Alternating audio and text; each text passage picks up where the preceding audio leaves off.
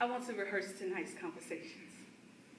Play back yesterday's love sessions and daydream about tomorrow's obsessions, because love has made an impression on me, but Cupid has failed to aim in my direction.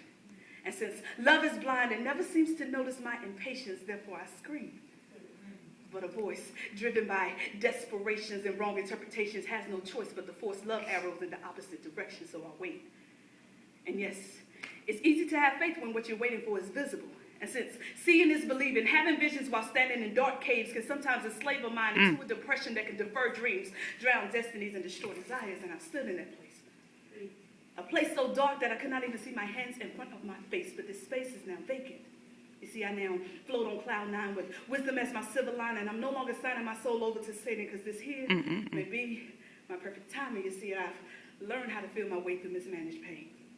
I strained in search of a light that only his son could bring, and it came, and now I'm no longer the same. You see, I no longer finance this temple in order to gain the interest of an unwilling man who can't even stand up for the Christ who sacrificed his life for him. Nor do I let my worth be equated to a dime, because I took the time to understand that only the Creator can define the value of his work. So your pity thoughts doesn't change the fact that before I was birthed into this earth, my worth was established upon a tree, and living below my worth was never a part of the plan that God intended for me. So you see, love has no choice but to find me.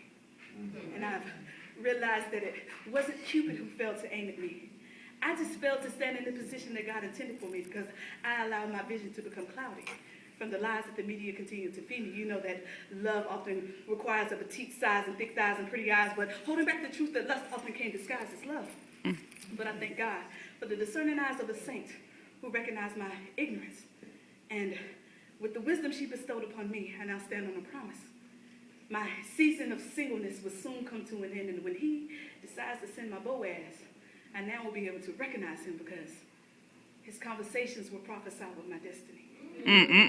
His kisses will anoint every part of me, and in the midst of his prayers, he would intercede for me. And he would never require me to lose myself while loving him, because he appreciates God's creativity. And he will never let his authority debase my existence, because in the midst of all his decisions, he would consider me. He will be my king. And although God gives me control to choose who that man will be, I will still seek guidance from him. Therefore, no thug, pimp, lover boy, or player will ever get the responsibility of having that much authority. Get it. You see, he will be my inheritance. When my completeness get added to his completeness, it will subtract human logic, multiply our dreams as we divide our roles according to his plan. Let it Christ stand as our coefficient. You see, we will be that perfectly imperfect equation.